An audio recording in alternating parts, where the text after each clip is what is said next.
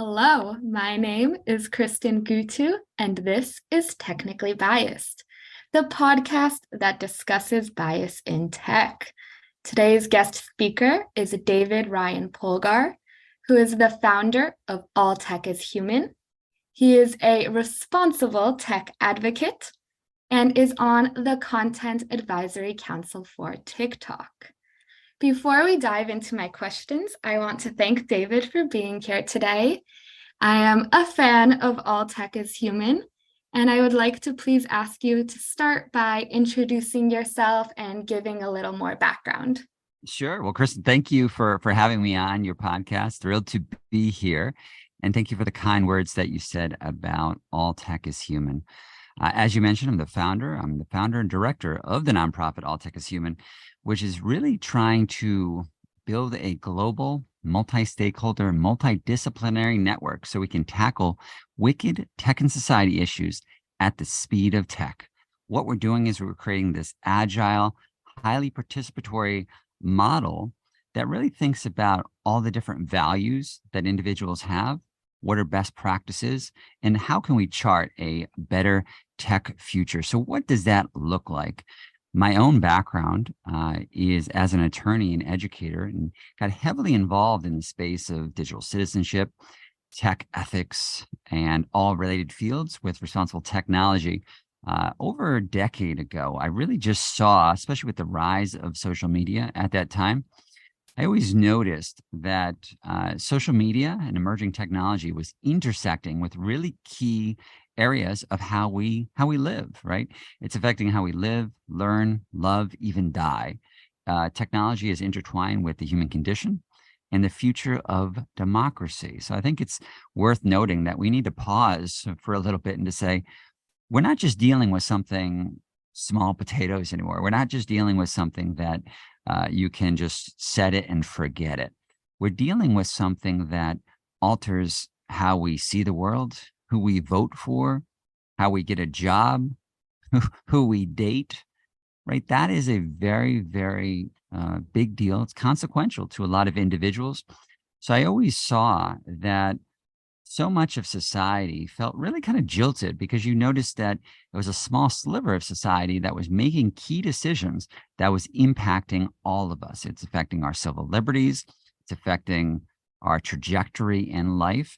And as a individual, that can feel really threatening because you feel vulnerable to the sense that our future is being determined without us.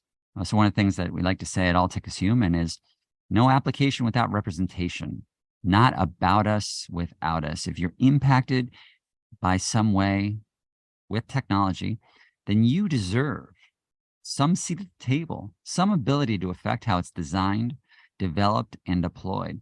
So really, I've always viewed technology through the lens of democracy, through the lens of civic participation.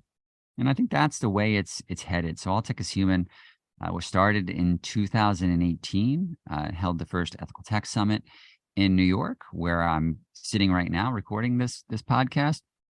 And we noticed right off the bat that there were so many people who wanted to get involved in this space, but they didn't know how. They didn't know who to talk to. Who are the organizations? What are the key topics? What type of education do I need? How do I get mentorship? So what we've done at All Tech is Human is we've said we need to have a more cohesive responsible tech movement, but also a larger one that has pathways for everyone who's listening to join. So really, it's moving against this kind of more elitist approach that you only have certain types of people who are involved in the process. All Tech is Human, which I think kind of stands out relatively uniquely, is set up as a welcoming big tent type of space where all are not only welcome, but also that's a good thing. We want different perspectives because as as much as I try to read, as much as I try to keep up with everything, and this is my full-time job, right? This is what I do. I study the impacts of technology. I talk to dozens of people a day. I'm still going to be limited in my worldview. At the end of the day, I'm still a guy who's sitting in New York. So that's going to have certain limitations. And that's not a bad thing. That's just saying I'm an individual.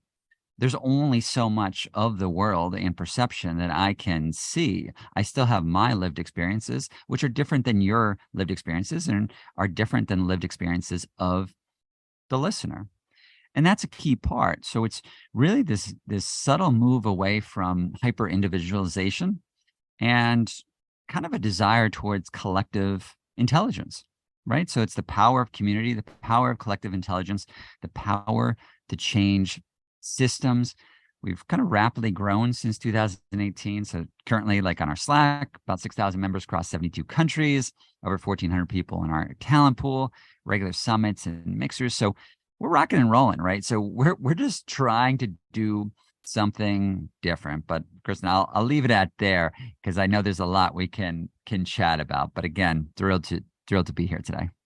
Thank you. And you mentioned the importance of representation, and I really want to key in on that because as someone who's at the beginning of my career, I'm trying to take advantage of all the free networking events I can. And I've begrudgingly noticed that a lot of these tech events are majority male, majority older. And so that's what I love about All Tech is Human. You have such a diverse audience in age, in race, in gender. And I meet so many interesting people every time I go to your event. And it's so interesting to learn how their interest in tech overlaps with their intersecting interests in other fields. And it's very surprising to hear that All Tech is Human is only 5 years old. I expected it to be older. And so my next question is, if you could elaborate on some of the ups and downs you've experienced these 5 years Yeah. and how you've really been able to key in on the audience that you've been able to attract because it's so important. So if you can touch on that. Definitely. I think the biggest struggle has been how do we grow as a nonprofit? So based here in the US, so a 501c3 nonprofit through our fiscal sponsor, Hopewell Fund. And the biggest struggle really has been we're always threading a needle because what we're trying to do is frankly relatively unique in that we are uniting people across civil society, government, industry, academia.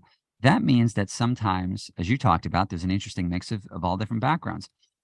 But that's not normal, to be honest. And sometimes that also means that you're going to be in a room with somebody who you might disagree with.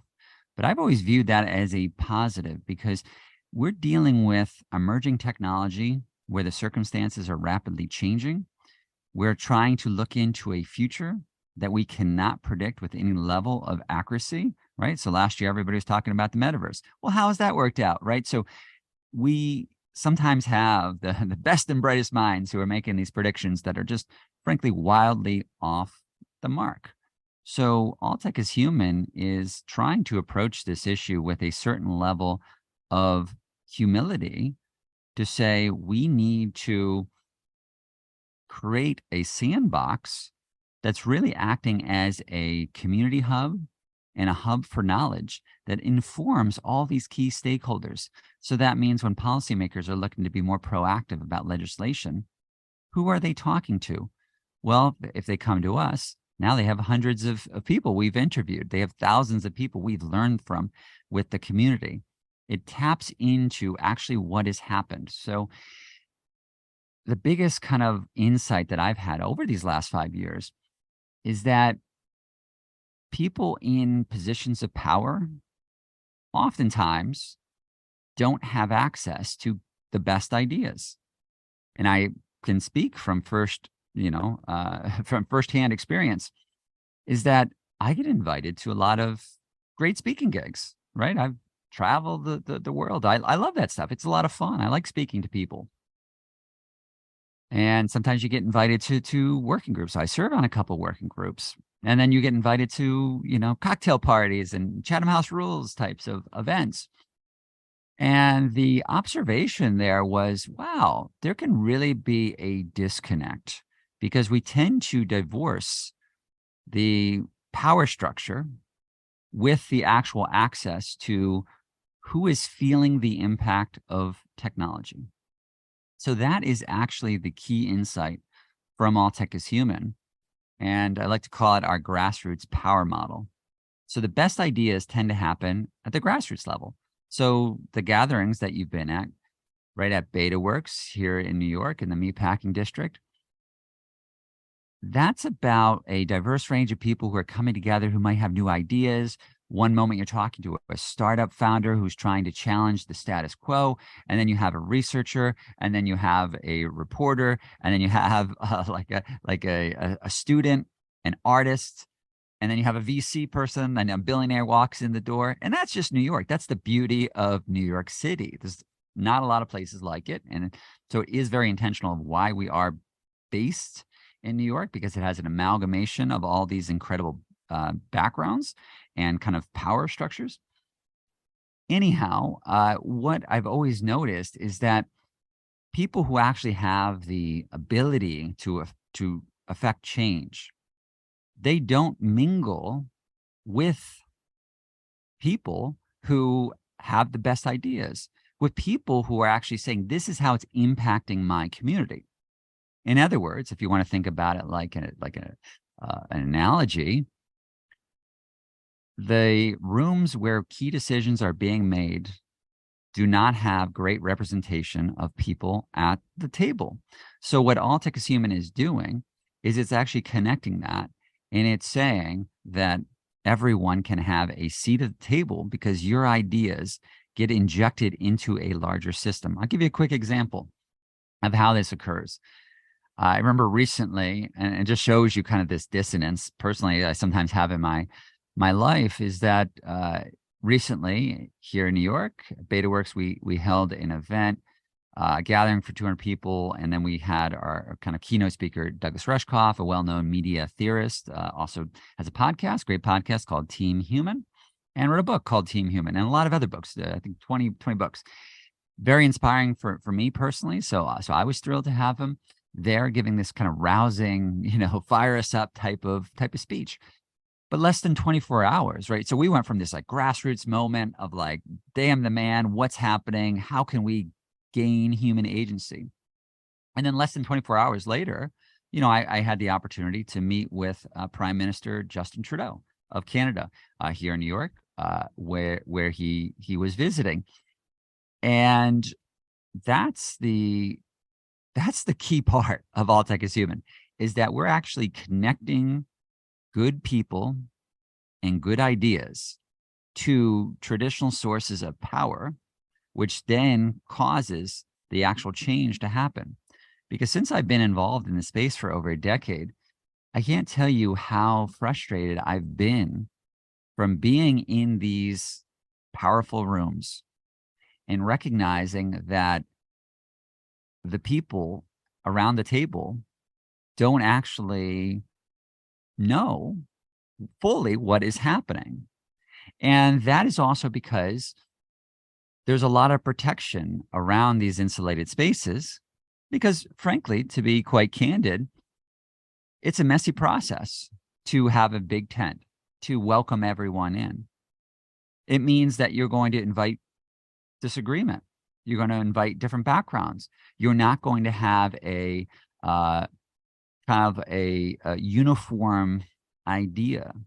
So the way I've always structured All Tech is Human is that it's not based on a on the stage model or a like thinking about how a pack of dogs are led by like a top dog. Instead, I've always been kind of obsessed with how do birds learn how to flock together, right? So there's different actually modes of flow of how ideas transition. And All Tech is Human actually works like a flock of birds. That consensus starts building over time if you create an open system where ideas can intermingle where they can get interrogated. And it's an iterative process, because what we do is we have these open working groups. So, Kristen, you were talking about kind of emerging in the space and growing your career. Well, one of the frustrations that a lot of people directly kind of with your experience have is they say, well, wait a minute, what's my pathway in? How do I get uplifted? How do I learn from somebody? How do I get the next opportunity to beef up my CV or resume to grow? So with our working groups, and I've seen this again firsthand, we mix the emerging with the established. And that actually causes positive change. For example, I remember one time where an individual, Victoria, wrote me, an email and said, hey, like, I really want to say how All Tech is Human affected my life, because I came into this space viewing myself as a mother of three. And one, you have that idea of how do you perceive yourself? But then two, she didn't feel like she was being welcomed into the space, because they're like, well, wait a minute, what experience do you have? But you need to get experience in order to get future experience. So you're caught into this catch-22 type of trap. But because she was on this open working group, and that is also unique, it's not typical. Usually it's very hard to get on an organization's working group, and they tend to select the same people. And then it frankly becomes a little bit of a circuit. You're like, oh, I know that name. And you're like, yes, they're on like 7 working groups, right?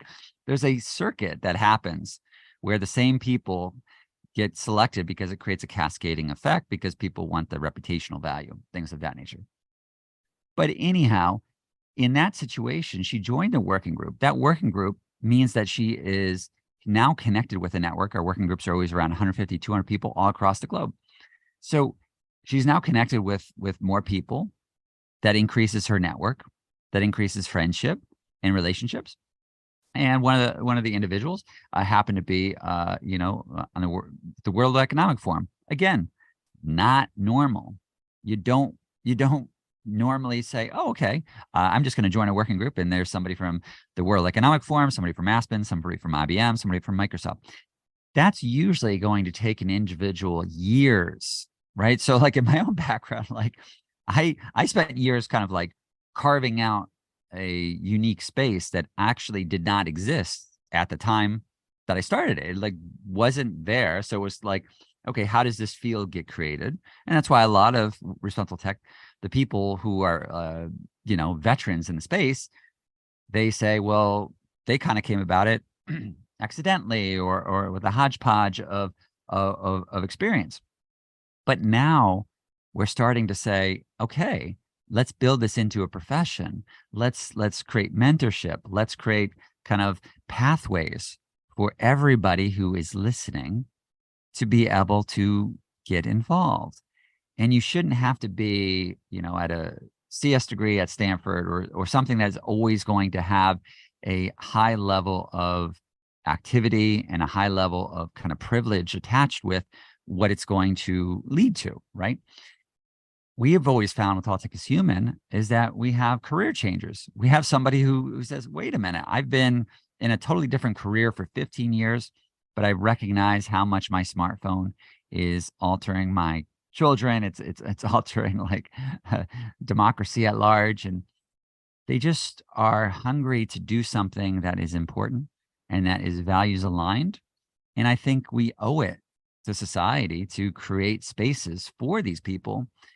And they don't normally have a lot of support. So all we're focused on and what All Tech is Human does is tries to provide that support. But you asked up at the top of the question, the kind of the struggles with it. And the struggle really has been, since that is a somewhat unique idea, in the very structure of a nonprofit, you're placed into a very awkward position of having to then go through traditional sources of funding, large foundations. And if they're not used to that, then you now have to kind of, sell them on why this is important. And that I will say has always been a challenge. So even though I started All Tech is Human in 2018, it wasn't until 2021, in June of 2021, where we received our first grant, where we could actually start hiring people. So that meant that I would have a lot of dissonance in my life because people would send a message and say, wow, like, I'll take human, more people need to know about this. This needs to grow. You should come to, you should come to Wisconsin. Hey, wait, have you thought about being in Amsterdam? And then you have to, have this like code switch where you then talk to a funder who says, well, David, I don't really understand the point. Like one example, just quickly with that is even the Responsible Tech Guide right now. So we're currently in a working group going to release the latest version. It was first released in September of 2020. Our Responsible Tech Guide, and I know this because people reach out and tell me, has led to new people getting into the space, people understanding the ecosystem, organizations that want to start now, they utilize it to kind of say, what does the lay of the land look like? People have mentioned that they didn't even know about these careers, but then they read somebody and it read somebody's profile and then they got inspired and they said, well, now I want to get into responsible AI. Now I want to get into trust and safety or tech and democracy. But I pitched that for over a year to some key funders, and they flat out told me, they said, David, I don't think there is a point for this. Like, I don't see what this does. And at that time, I had to make a really important decision. Who do I think is correct? Right? Do I listen to them to say, God, maybe that's just a bad idea. Maybe All Tech is Human is a terrible idea. Or do I listen to people who are being helped out? People who are saying, I don't have support. I'm not part of the system. And I always come back to a Yiddish phrase. It was kind of popularized by Malcolm Gladwell a bunch of years ago. And then it states to an earthworm in horseradish, the world is horseradish. And the idea with that is that people tend not to understand something that they don't know. Because if they don't know that other people are on the outside and they don't have a way in, they just assume because they're going to the same parties, they're talking to the exact same people. There's a circuit. They assume that that's the community. So to them, they would say, well, I don't know what this guy David is doing at All Tech is Human. It doesn't make any sense. Who is he talking about? These aren't people who should be involved in the decisions. And I got to say, I think they were flatly wrong. And frankly, I'm very glad that I didn't listen to them because, I almost had to give up on All Tech is Human because that effectively meant that I had to run a nonprofit organization that's trying to interact with thousands of people with a $0 budget. And what that means in reality that most people would never see behind the scenes is that during COVID, I guess the side benefit was everybody was just at home and you're staring at a computer screen. So that's where I said, screw it. If they don't see the vision, then I'm just going to have to do it. And that's where I just put out, online, let's form a working group. Let's do this responsible tech guide. Again, $0 budget. You can kind of tell, right? And now we constantly improve it. And that meant that in the middle of COVID, right, what ended up happening is kind of like a hackathon. I stayed up for 32 straight hours and just drank a lot of coffee and said, I'm not going to leave outside of bathroom breaks. I'm not going to leave until this is done. Because sometimes individuals like funders, they can't always see the vision because they need to see the result. So one of the reasons why All Tech is Human is gaining a lot of steam right now is because we just did it. And then people say, wow, this is really important. And then that leads to our Responsible Tech job board. And then that leads to our talent pool. And then our Slack grows to almost 6,000 members. And then, all of our events are oversubscribed. And our mentorship program had 700 applications in 2 weeks. So my point there is that's the difficulty of running an organization, is that you have different audiences.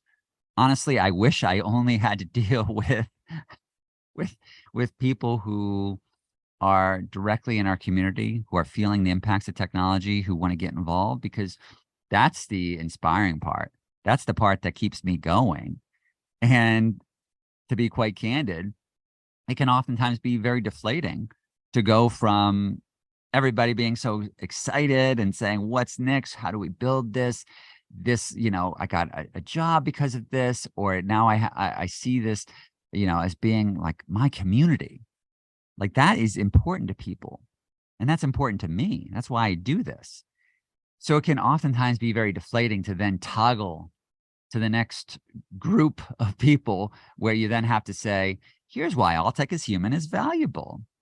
And you kind of sometimes want to say, God, I wish you just felt what other people felt. I wish you saw what other people saw. So that, to your question, to fully answer that, that's the struggle. The struggle is that at the end of the day, I still have to grow a nonprofit that has to be sustainable. And that's not easy, because you have to find sources of money, because labor is not free, right? We're growing our staff. Well, that's employment. Those are jobs. That's healthcare. So you always still have to fit it within the system. It's not, we don't have a rich uncle that gives us a $20 million check. So we have to constantly prove our worth. So I would say that's where I'm going to leave it, right on that question. I'm so glad you touched on all of that, because I try to go to at least one tech networking event a week. And every time somebody asks what my background is, I say ethical tech. And I often get laughed at, I get suspicious stares. And one of the questions I'm always asked is, does ethical tech exist? What does that even mean? So can you share what responsible tech, what Yeah. ethical AI means? Yeah. In an ideal world, we wouldn't have to put ethical or responsible in front of it. One of the reasons why we've had the rise of the responsible tech movement is because we're reacting in certain respects to an irresponsible tech movement. Obviously, people mentioned, Facebook's kind of original ethos of move fast and break things. And what we've realized is that since technology is so crucial, it means that it should not be left solely to the technologist. I think that's why you receive that type of pushback, because there's a little bit of a tug of war behind the scenes. Because if you're the technologist, you sometimes just want to be left alone. You want to say, hey, well, we're building something cool. Whereas really, you just have to watch a movie like Jurassic Park, where they, famously talk about, just because you can doesn't mean you should. That's where that line really kind of got popularized. Because if you are altering society, if you're altering how people interact with one another, if you're altering our, copyright law or trademark law, well, then don't you think we need psychologists and attorneys and social workers and game theorists? It makes sense. When you think about a technologist, they normally wouldn't describe themselves as like a people person. They would describe themselves in like a highly technical form. In addition, a key difference is that every type of personality is usually kind of aligned sometimes with a person's profession. So that's why, like, there's usually kind of generalizations around certain professions, because it's almost like, because of that personality that drew them into a profession that complements their personality. So one of the key problems is that technologists oftentimes approach an issue in a more black and white type of mentality of like, how can we make this like perfect? world? How can we fix something? And so many other professions come about it from the humility and messiness aspect of, well, wait a minute, this is kind of intersecting with so many different aspects, right? I'll give you an example. Over the last year and a half, there was a huge hype cycle around the metaverse and how everybody was going to the metaverse, and then how Facebook changes their name to Meta. And to me, that really showcased two distinct outlooks in life. And this is a real important part, I think I would want to underline. For a lot of individuals in that camp, they see the future as naturally unraveling, and almost there's nothing we can do about it, right? They view it in a sense of, well, the future is just going to happen and we're just going to join the metaverse. So it doesn't matter if you want to or not, it just is going to happen. Or a bunch of years before that, when Google Glass came out and then Snap Spectacles came out, and now you have Apple getting into that game. We were always hit with this idea that that's just where the future is going to go. So you have the early adopters, and then you're going to have, like, eventually grandma is going to wear Google Glass. Well, guess what? Grandma never did wear Google Glass, and grandma's not going to the metaverse, and neither are you right now. And I think the big part that those types of individuals, what they misunderstand in the world is that technology cannot be divorced from the human experience. So let's boil that down. Right now, you have, we're just getting out of a pandemic, world changing, generation changing pandemic over 2 years. Well, for that technologist, they would have thought, God, like, if there was a time when people would wear headsets, well, wouldn't it be when everybody is stuck at home and working from home? So the fact that that didn't happen showcased how much technologists sometimes discount human behavior. So when I look at that problem, I actually see it totally different. I would look at it holistically and say, wait a minute, there's a major problem going on in this world right now, and it's quite serious. And it's the rise of depression and loneliness, right? We're in a crisis of connection.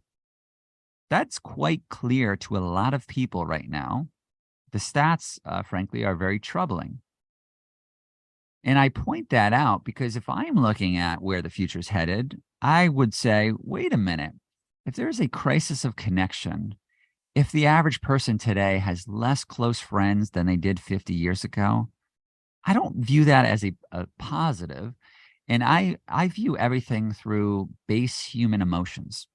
That at the end of the day, and this is how I view every aspect of life, at the end of the day, everything actually is quite basic in the sense that we want knowledge, right? Knowledge is power, even from an evolutionary standpoint, right? Making sure we know who our enemy is, making sure we know who's dangerous. We want love and sex, right? We want relationships. We want entertainment.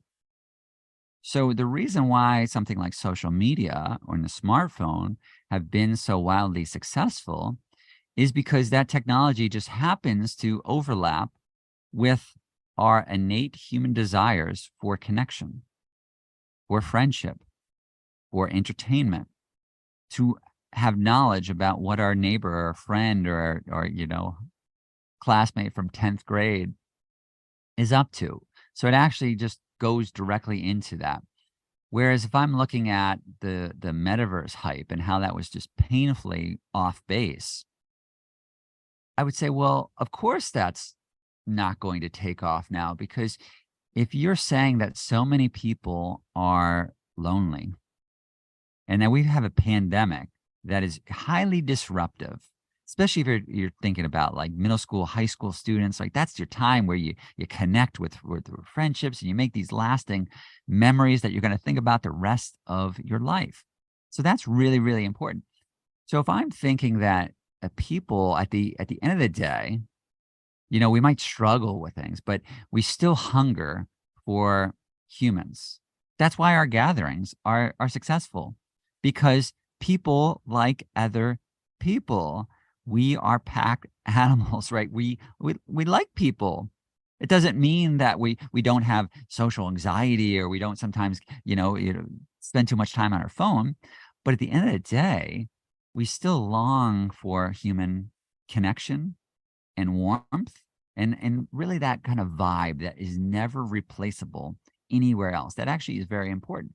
So if I look at that, I would say, well, of course, nobody wants to put a headset on right now because they want to look at somebody in the eyes because they're actually feeling like, what the heck is happening in this world? Like there's a lot of terrible things happening. Like there's honestly behind the scenes, the average individual is feeling a lot of stress and a lot of stressors through a pandemic. So don't you think that they would want human connection? And the opposite of human connection is to put something over your eyes and go within yourself. What people are actually hungering is to go outside of themselves and to be part of something larger. So I would say all tech is human is frankly the inverse of the metaverse because it's about community and collective intelligence and about belonging. I love that, and I couldn't agree more. And so now I have a multifold question because you give Sure. me so much to work with. But we see, like you said, how negative social media is, how depression is increasing, loneliness is increasing. So my questions are, one, what are your thoughts on threads going forward? And two, you are on TikTok's Content Advisory Council. And I know a lot of people are skeptical of TikTok because it's Mhm. Chinese owned. But then that kind of leads me to my next question, which is, can we trust American owned companies? I mean, look at what Meta's doing. Look at what the war between Elon Musk and Mhm. Zuckerberg. Is it really any better? Yeah, what I would say with that, I was just having a discussion with another individual where what we were talking about was that we need to always promote a world where it's not about being forced to do anything. It's about doing something that works for you. I remember explicitly, this one moment where I was on stage, on this panel pre-COVID, and it was, definitely with the rise of social media. So it's probably like 6 or 7 years ago, and it was with a lot of high school students and then their parents. A lot of parents who wanted to get their kids into these top schools. So it's a very competitive type of environment, and the other panelists with me said something along the lines of, "Well, you just have to be on social media, right? Like it's a requirement." And I pushed back on that because I said, "Well, all right, if social media is working for you and it adds positivity to your life and leads to increased friendships and offline experiences, then that's great. Then that can be extremely positive. I've met a lot of close friends now because of social media. So to me, it's been an incredible win in that respect. But you should never be forced into something. And very early on with the rise of social media, it was this weird kind of compulsion where every person in business, every time a new platform came out, said, "Well, wait a minute. Now you have to be on this one. Now you have to be here." And then they would add their little logos to it. And that is quite strange. So to your point about, I serve on TikTok's Content Advisory Council for the US. Uh, Really what I see my role as is how do I get inside of a system and bring forth good ideas for positive change? to your point, yeah, social media is in a really tricky position right now where, being an American, the larger point you would say is, well, wait a minute. If most issues are connected with data privacy, then let's set a higher standard. Let's just create a national data privacy law. Things that we as a nation can do, things that can better the average kind of individual and their experience. So I think that's really the way of the world. It's definitely becoming a hot geopolitical issue because you have social media companies that are multinational, right, or global in nature, and a lot of articles and think pieces have talked about how social media companies have effectively become their own countries in the sense of how much wealth and population that they have, right? And that has led to an idea that they call techplomacy of like um, diplomats dealing with tech companies are really viewing it through that light. So it's a really strange predicament we're in because originally with the rise of the web, we did always view it as a global village. So if you actually look at the early parts of the optimism around what the web was supposed to do, it was supposed to bring us together and showcase that it doesn't matter if you're in Kathmandu or Timbuktu, that there's limited differences because we can share ideas with one another. We can see one another. And right now, it seems like we're going through a lot of growing pains around, well, should social media companies be global? Like, is Meta its own kind of entity? And are we moving away from these country by country kind of basis? Or is it always subservient below each individual country's government, which would mean that you would have, here's what Meta looks like in Turkey. Here's what Meta looks like in, you name it, in Argentina. That's a big struggle. I think we're constantly going through. Is where does social media fit inside this world? And what I'll say, since this is a space I'm kind of heavily involved in, one of the reasons why that's happening is because our human experience is now being mediated through non-governmental actors. And the example for that would be of you mentioned like Elon Musk and Twitter. We oftentimes portrayed, or especially somebody like Elon Musk, portrayed Twitter or portrays it as this digital town square, right? Well, there's a real problem with that statement in that when you have a town square, then you have laws around that. And, if it was you would have a local ordinance, which is basically a local law. And if they said, Kristen, well, your speech is not appropriate, you would say, well, now I want to go to court. I want to fight this. Right. So you actually have three branches of government. So you have your legislative branch creating the laws, the executive branch carrying them out, judicial branch interpreting whether that law is appropriate, whether it's applied, or whether it seems like arbitrary and capricious. So you have a lot of scaffolding, a lot of structure, and a lot of thought around what is appropriate speech. So now what has happened is as we've migrated to Snapchat, to TikTok, to Instagram, we still view it as this, like, especially as an American, like, wait a minute, this is my free expression. So we're looking towards these companies in a quasi-governmental way. Because even think about the way a lot of people talk about it in the media. They say, wait a minute, they're, TikTok or this other company is they're taking away my freedom of speech. And that's the way we frame it. But what's really difficult about that statement is for that statement to be true, then that company would actually have to be kind of the government, right? Because even our First Amendment is based on what Congress right? What the government cannot infringe on a right. It's not based on the private company. The private company, strangely enough, under the Supreme Court, would have its own First Amendment right. So Twitter actually has a First Amendment right. So now it's become really, really complex. So the larger point, because everybody kind of plays like a little bit of like, okay, well then it's just a private company. Well, not exactly, because we're approaching it in this different way. And I think that's what we really need to iron out. So we do a lot of work in that space, is that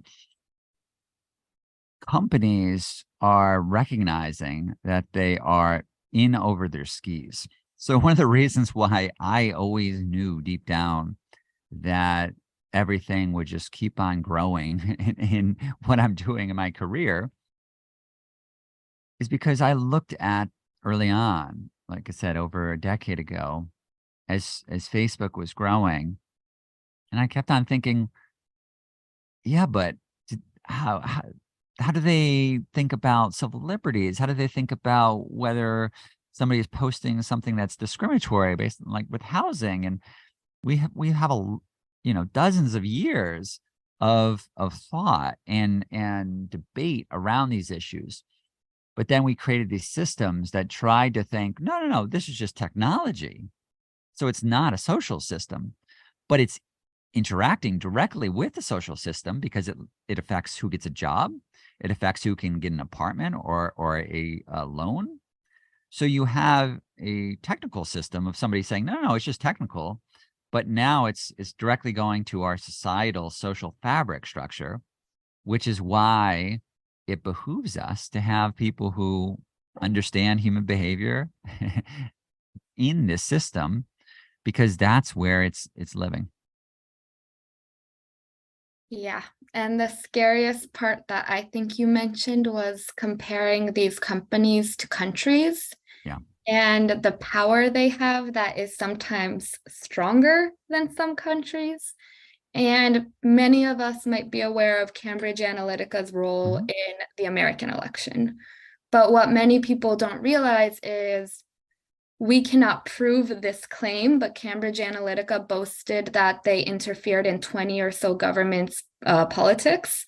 And they used, I think, like Nigeria and Trinidad and Tobago as like test runs, so, like Mhm. practicing for the real deal. And it's scary to see how we're being manipulated, but also how we're being manipulated without even the awareness. And there's this algorithmic opaqueness that we can't protect ourselves because we don't know what to protect ourselves from. So, for my final question, what are your goals for All Tech is Human to keep trudging along, Yeah. and how can we maintain this ethical tech ecosystem? Well, my goal is to showcase to some of those key people that we are building a better mousetrap, honestly, at the end of the day. And also, I'll be quite candid.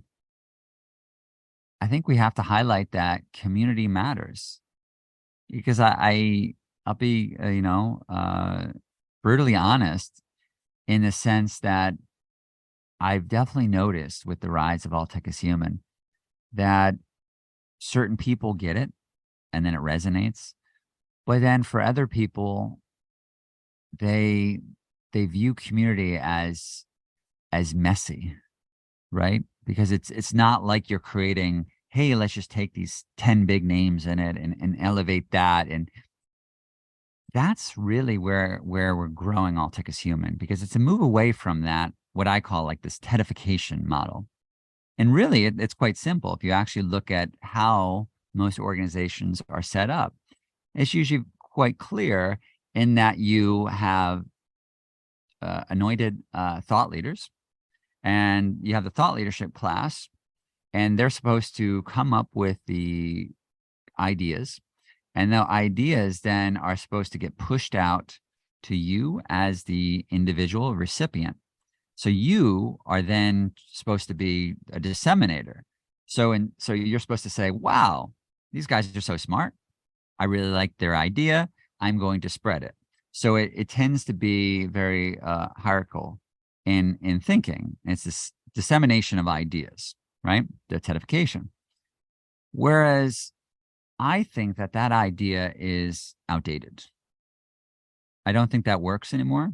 And also, I think it's offensive to the wisdom of the public, of the masses, of a variety of backgrounds.